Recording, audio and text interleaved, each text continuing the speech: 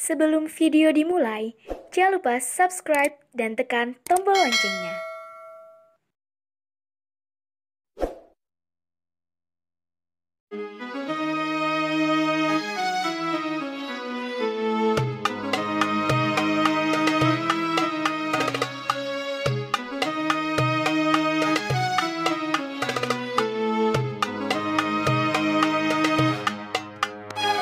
Bismillahirrahmanirrahim. Nawaitu ta'allam wa nafadni falam takar tadkir al-fatat al-sifat al-hati al-masuf bi kitabillah sunnati rasulih sallallahu alaihi wasallam bi jalhi maradatihi wa qurbiyatihi subhanahu wa ta'ala hadir nabi Muhammad sallallahu alaihi wasallam lahum al-fatihah. A'udzu billahi minasyaitonir rajim. Bismillahirrahmanirrahim. Alhamdulillahirabbil alamin arrahmanirrahim maliki yaumiddin. Iyyaka na'budu wa iyyaka nasta'in ihdinas siratal mustaqim siratal ladzina an'amta 'alaihim ghairil maghdubi 'alaihim waladdallin. Amin. Assalamualaikum warahmatullahi wabarakatuh. Bismillahirrahmanirrahim. Alhamdulillahirabbil alamin wa bihi nasta'inu ala umurid dunya waddin wassalatu wassalamu ala asyrafil anbiya'i wal mursalin sayyidina maulana Muhammadin wa ala alihi wa sahbihi ajma'in amma ba'du. Qala rabbi shrah li sadri wa yassir li amri wa hlul 'uqdatam min lisani yafqahu qawli wa qala subhanaka la ilma lana illa ma 'allamtana innaka antal alimul hakim wa la haula wa la quwwata illa billahil aliyyil azim. Baik, anak-anakku, siswa-siswi SMA Negeri 4 Pasuruan kelas 11 IPA maupun IPS, jumpa lagi dengan saya di channel YouTube Eco El Barokah, dimana pada pertemuan kali ini kita akan membahas tentang bab yang keempat ya, yaitu tentang khutbah, tabligh dan dakwah. Baik, langsung saja. Secara umum, baik khutbah maupun tabligh itu adalah bagian daripada dakwah. Akan tetapi, dakwah itu tidak harus dalam bentuk tabligh maupun khutbah. Kenapa? Karena dakwah itu sifatnya luas. Kalau dalam istilah sekarang itu fleksibel, ya. Jadi dakwah itu juga bisa dilakukan dalam bentuk tulisan, kemudian mungkin dari bentuk gambar, seni, maupun dalam bentuk perilaku. Kemudian jadi intinya segala sesuatu yang sifatnya mengajak kita kepada kebaikan dan yang mencegah kita daripada kemaksiatan, ya, jadi amar ma'ruf nahi mungkar, maka itulah yang disebut dakwah. Sedangkan orang yang berdakwah itu disebut dengan da'i. Kemudian secara bahasa, dakwah itu berasal dari kata da'a yad'u da'watan, yang artinya mengajak, menyeru atau memanggil. Dan secara istilah, dakwah itu ya bisa diartikan ajakan atau seruan untuk menuju kepada perintah Allah, ya, baik dalam bentuk tulisan, lisan maupun perbuatan. Nah, kita juga harus tahu bahwa secara umum ada 3 prinsip dalam hal berdakwah. Yang pertama, hendaklah dakwah itu dilakukan dengan menggunakan strategi, ya, sebagaimana yang pernah saya ajarkan pada bab syaja'ah, bab yang kedua kemarin, bahwa Islam mengajarkan strategi dakwah, yaitu ada 3, ya, sebagaimana hadis Nabi SAW bersabda, man ra'a minkum munkaran, barang siapa yang melihat di antara kalian kemungkaran, falyughayyirhu biyadihi, maka ubahlah kemungkaran itu dengan apa? Kekuasaan. Dengan tangan, maksudnya adalah dengan kekuasaan.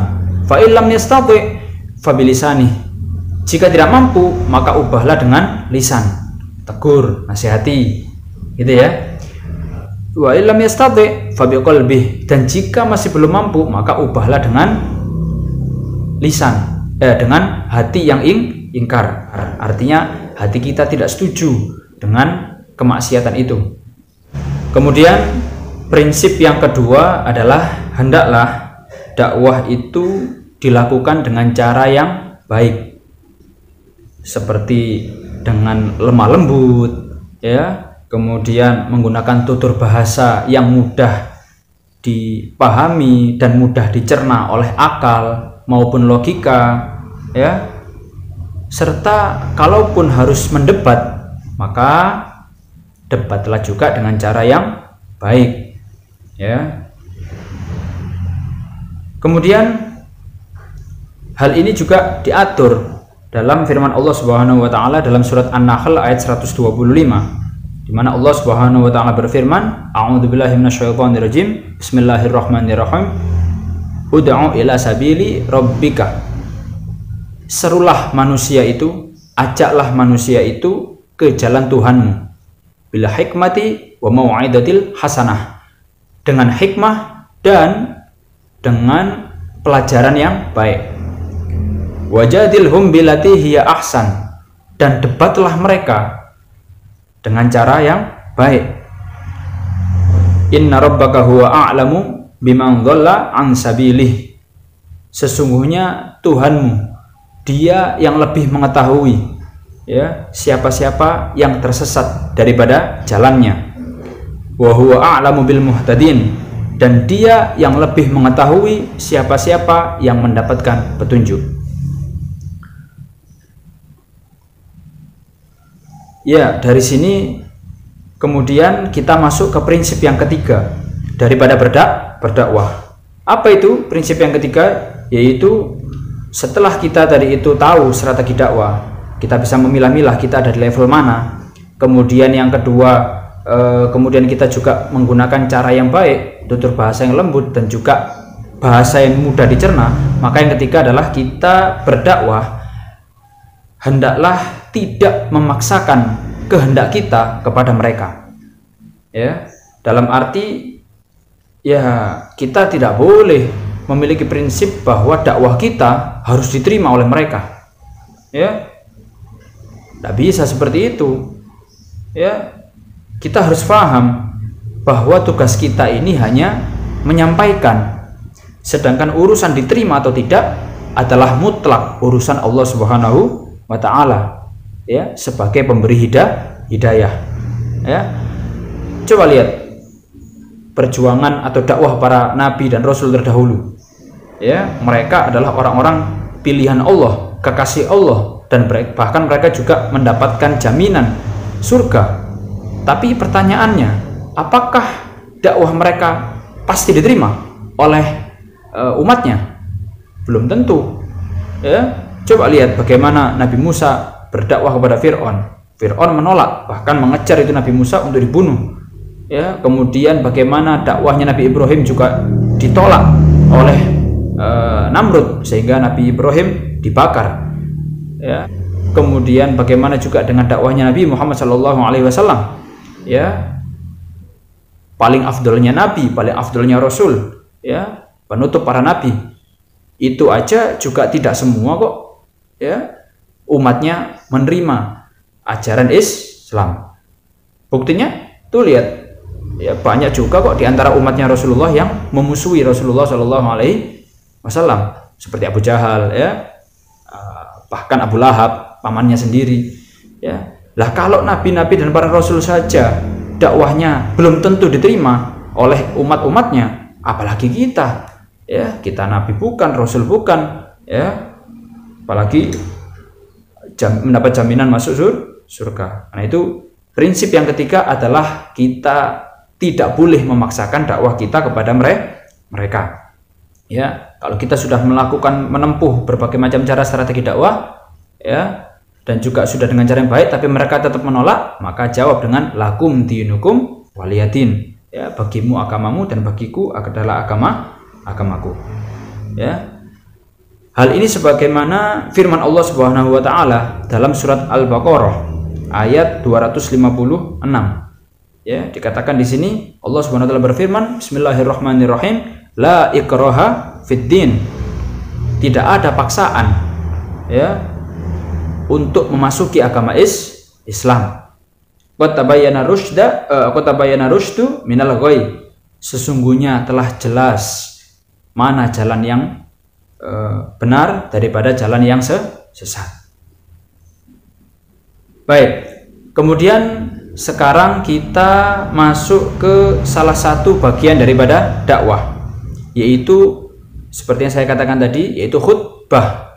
Ya, di mana khutbah itu adalah salah satu bagian daripada metode dakwah. Secara bahasa, khutbah ini berasal dari kata khotoba yakhtubu khutbatan. Ya, artinya adalah ceramah atau pidato. Ya.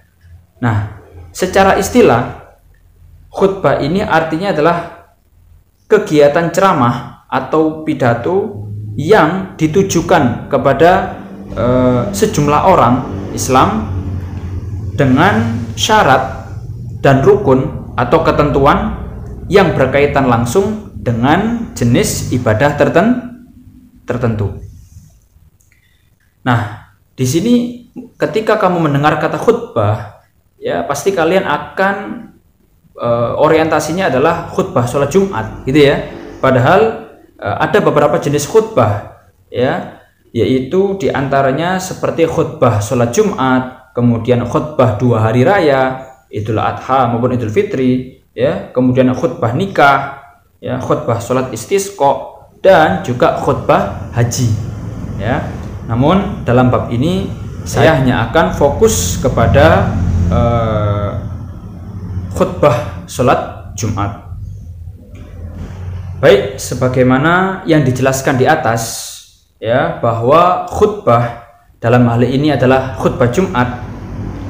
Ini adalah merupakan metode dakwah yang terikat pada aturan-aturan tertentu karena memiliki syarat dan rukun-rukun yang jika tidak terpenuhi, ya, salah satu daripada syarat atau rukun tersebut, maka khutbah Jumat tersebut hukumnya menjadi tidak sah atau batal.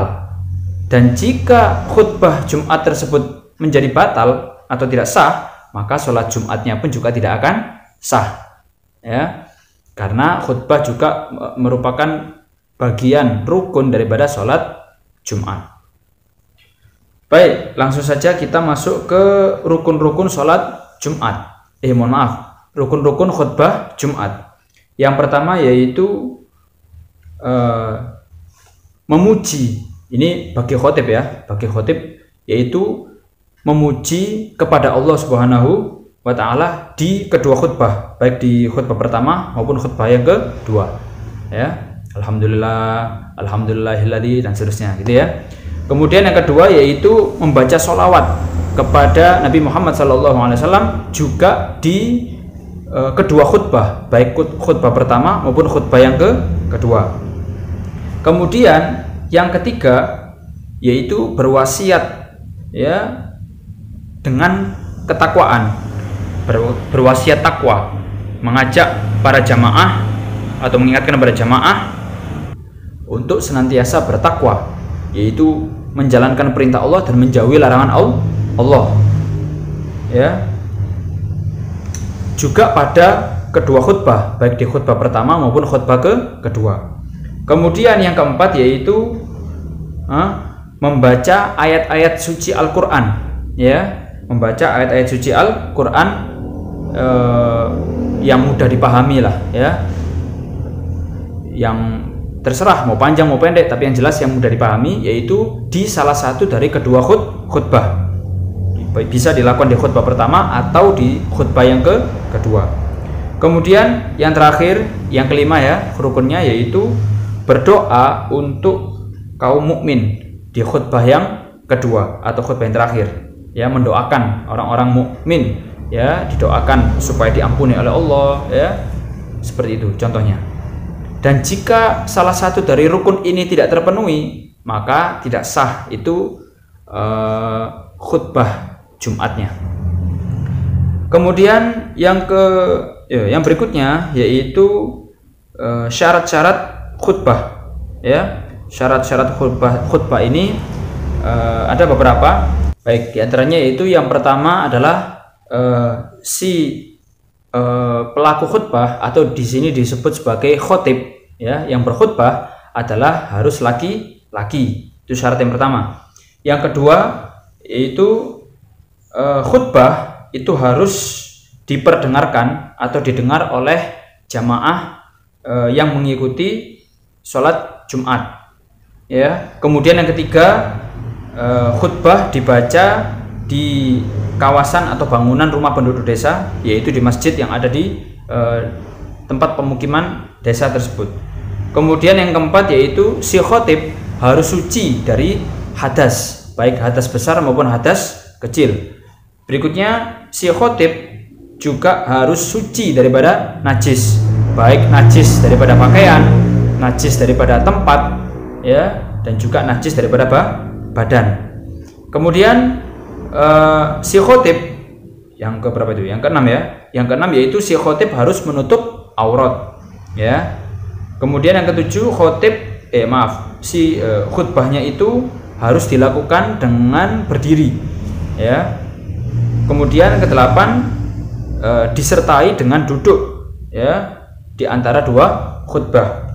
Kesembilan yaitu terus-menerus di antara rukun-rukun khutbah. Jadi jangan sampai ada jeda yang terlalu lama, ya, terlalu panjang. Jadi harus dilakukan terus-menerus. Kemudian ya, yaitu khutbah harus berbahasa Arab, ya. Khutbah harus berbahasa Arab. Yang dimaksud dengan bahasa Arab ini adalah pada rukun-rukunnya saja, ya, seperti membaca hamdalah, kemudian baca sholawat, ya, kemudian membaca ayat-ayat Al-Quran, ya, wasiat takwa. Nah, itu harus menggunakan bahasa Arab hanya pada rukun-rukunnya saja. Akan tetapi selainnya, artinya selain daripada rukun-rukun tadi, seperti kita masuk dalam konten khutbahnya, maka kita boleh menggunakan bahasa selain bahasa Arab, yaitu bahasa Indonesia, ya. Kemudian yang berikutnya yaitu dilakukan di waktu sholat duhur, ya. Itu adalah syarat daripada khutbah Jumat. Kemudian berikutnya yaitu sunnah-sunnah daripada khutbah Jumat, ya, sunnah-sunnah khutbah Jumat. Di sini diantaranya yaitu sunnah yang pertama adalah disampaikan di atas mimbar, ya. Mimbar itu tempat yang sedikit lebih tinggi daripada tempat si jamaah sholat Jumat tempatnya. Kemudian yang kedua yaitu mengucap salam setelah berdiri sebelum khutbah. Jadi setelah naik ke mimbar, kemudian mengucap salam, ya, sebelum dia tadi itu berkhutbah, ya. Kemudian biasanya sebelum adzan itu, ya. Kemudian yang ketiga yaitu orang yang berkhutbah hendaknya duduk ketika adzan sedang dikumandangkan, ya. Jadi setelah salam, kemudian si khotib duduk, ya. Setelah itu muadzin mengumandangkan adzan, ya, seperti itu. Kemudian yang keempat yaitu orang yang berkhutbah hendaknya memegang tongkat dengan tangan kiri, ya. Kemudian yang kelima yaitu khutbah juga harus disampaikan, ini sunnahnya, ya, dia harus disampaikan dengan suara yang keras, dalam arti suara yang jelas yang sekiranya bisa didengarkan oleh seluruh jamaah. Berikutnya yang keenam yaitu khutbah hendaknya tidak disampaikan dengan durasi yang terlalu panjang dan juga tidak terlalu pendek, ya, sedang-sedang lah, ya. Baik, kita sekarang masuk ke bahasan terakhir yaitu terkait masalah tabligh, ya. Secara bahasa, tabligh itu berasal dari kata balagha yuballighu tablighon, yang artinya menyampaikan. Kemudian secara istilah, tabligh artinya yaitu menyampaikan ajaran-ajaran Islam yang diterima oleh Nabi Muhammad SAW dari Allah Subhanahu wa taala kepada umat Islam untuk diamalkan. Sedangkan orang yang melakukan tabligh disebut sebagai muballigh, ya. Kemudian tabligh ini tidak memiliki syarat atau ketentuan yang mengikat sebagaimana yang ada pada khutbah.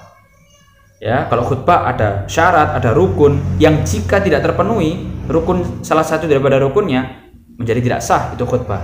Tapi kalau tabligh ini lebih lebih fleksibel, ya, lebih sedikit bebas gitu ya. Artinya siapapun bisa, tidak harus menunggu dia seorang ustadz atau seorang guru agama. Siapapun boleh, ya, berhak bahkan wajib untuk menyampaikan kebenaran, ya, sebagaimana, ya, tapi ya dengan catatan orang tersebut benar-benar mengetahui dasar hukum atau dalil daripada materi yang disampaikan.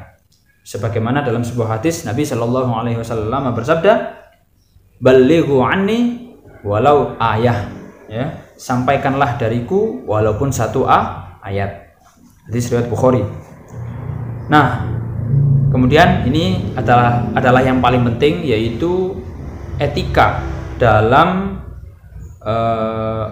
tabligh atau menyampaikan ilmu.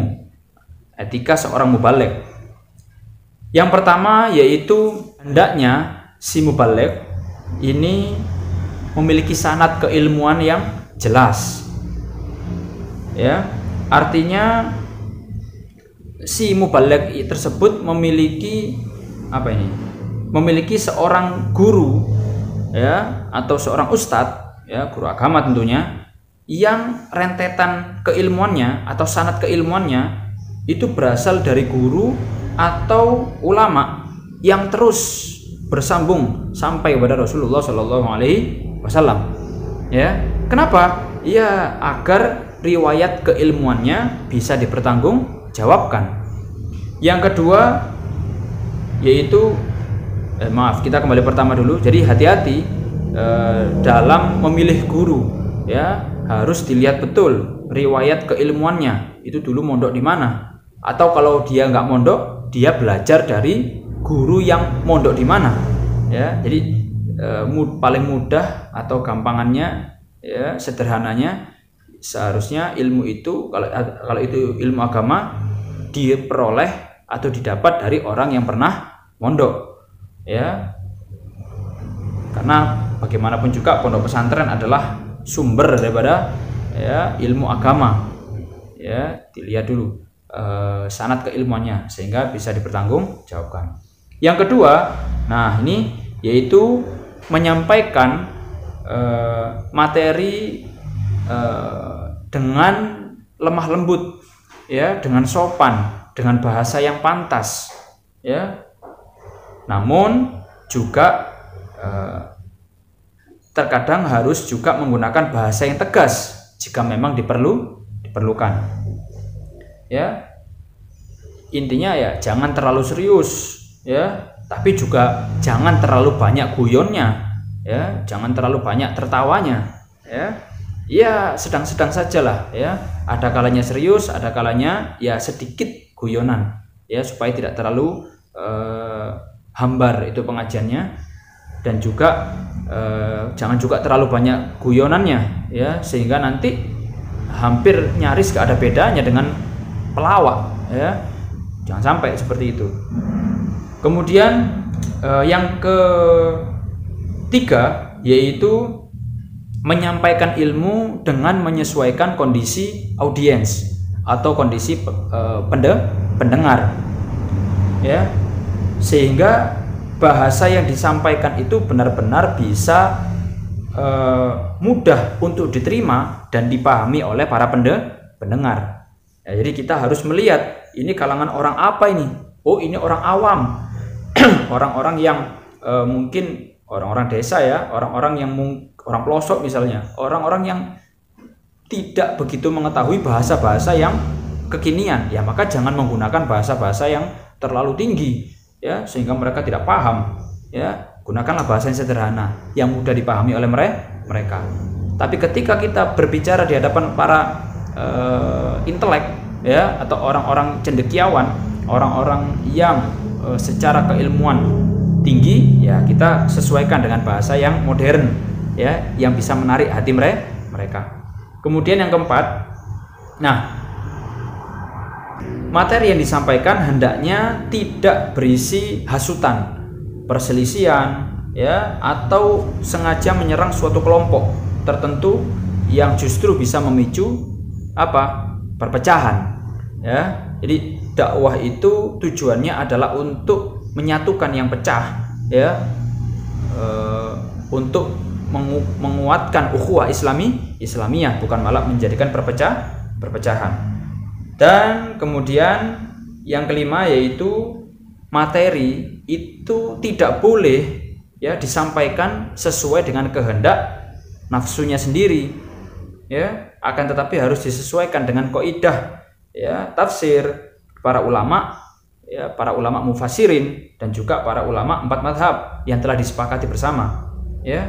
Karena jika tidak ya maka dikhawatirkan nanti akan bisa merubah hukum yang seharusnya ya. Misal karena dia menyampaikan sesuai dengan nafsunya, sesuai dengan kepentingannya ya, kepentingan politik misalnya, ini berbahaya. Bisa-bisa yang haram menjadi halal ya, bisa-bisa yang halal menjadi haram.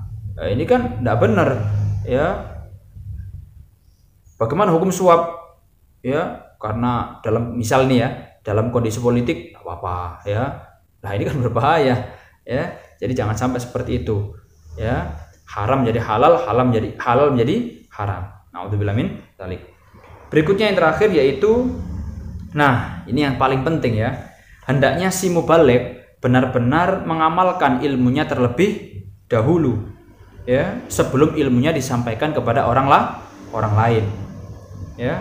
Karena disinilah kunci pertama dan yang paling utama ya, penentu kesuksesan dakwah para nabi, para rasul dan ulama-ulama salaf terdahulu ketika berdakwah di jalan Allah Subhanahu wa taala ya. Ya jangan sampai kita hanya pandai menuntut orang untuk berbuat baik ya, tapi kita sendiri justru adalah orang-orang yang jauh daripada kebaikan ya. Ibaratnya lilin, tahu lilin ya? Lilin itu menerangi kegelapan yang ada di sekitarnya, akan tetapi lilin itu membakar dirinya sendiri ya. Dia menerangi tapi dengan cara membakar dirinya sendiri. Dalam arti kita bisa membuat orang menjadi baik, akan tetapi justru malah kita yang menjadi rusak atau hancur karena perbuatan maksiat kita ya.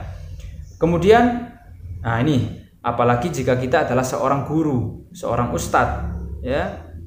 Pernah Imam Ghazali berkata ya, bahwa guru dan murid itu ibarat pohon dan bayang-bayangnya. Bagaimana mungkin bayang-bayang itu menjadi lurus kalau pohonnya saja sudah bengkok ya?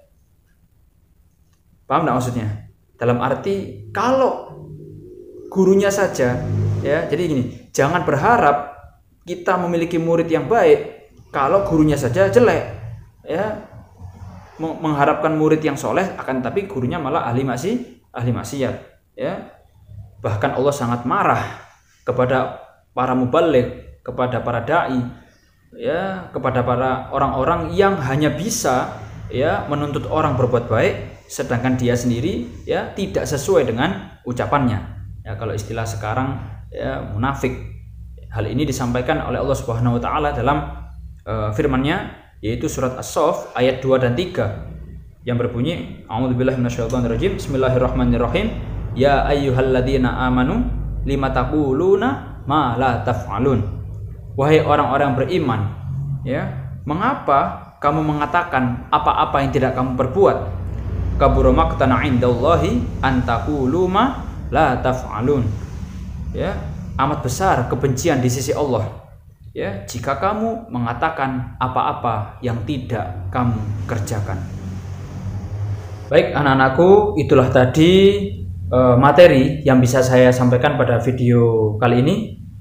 Kurang lebihnya mohon maaf. Semoga bermanfaat bagi kita semuanya, dan sampai jumpa pada video-video saya selanjutnya. Terima kasih. Assalamualaikum warahmatullahi wabarakatuh. Wallahu a'lam bishawab.